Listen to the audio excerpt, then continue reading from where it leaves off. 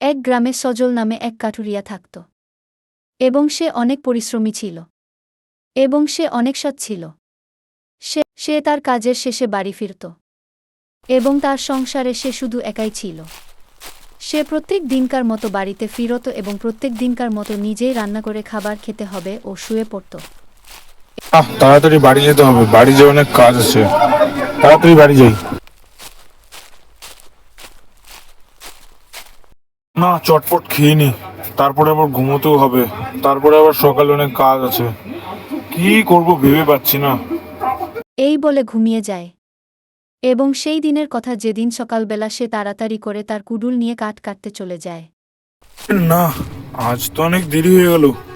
তাড়াতাড়ি কাজে যেতে হবে। ইস, অনেক দেরি হয়ে গেল আজকে আমার। এবং সে তার কাজটা তাড়াতাড়ি করে শেষ করে।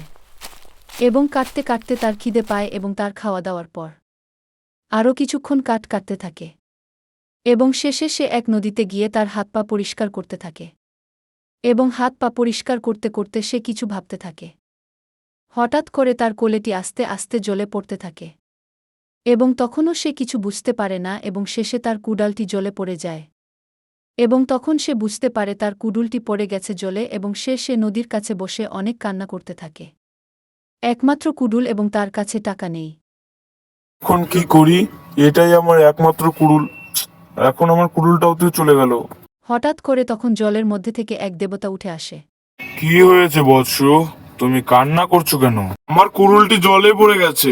এবং এই শুনে জলদেবতা জলের মধ্যে আবার চলে যায় এবং কিছুক্ষণ পরে আবার উঠে আসে এবং সঙ্গে একটি সোনার কুড়ুল নিয়ে আসে। এবং তাকে জিজ্ঞাসা করে এটা কি তার কুড়ুল। আচ্ছা বৎস, তবে কি এইটি তোমার কুড়ুল? না না, এটি আমার কুড়ুল না।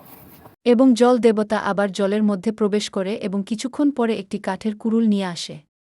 এবং তাকে আবার জিজ্ঞেস করে এটা কি তার কুড়ুল। আচ্ছা বৎস, তবে কি এইটি তোমার কুড়ুল? হ্যাঁ হ্যাঁ, এই তো আমার কুড়ুল। এইটি আমার কুড়ুল। দয়া করে আমাকে দিয়ে দিন। তোমার সততা দেখে আমি মুগ্ধ হয়েছি, তাই তোমায় আমি দুটো কুড়ুল দিচ্ছি। এই শুনে সজল খুব মহানন্দে তার কুড়ুল দুটি নিয়ে বাড়ির দিকে রওনা হতে থাকে। এবং বাড়িতে ফিরে এভাবেই সজল আস্তে আস্তে অনেক ধনী হয়ে ওঠে এবং তার কাছে একটি বাড়ি গাড়ি সবই থাকে।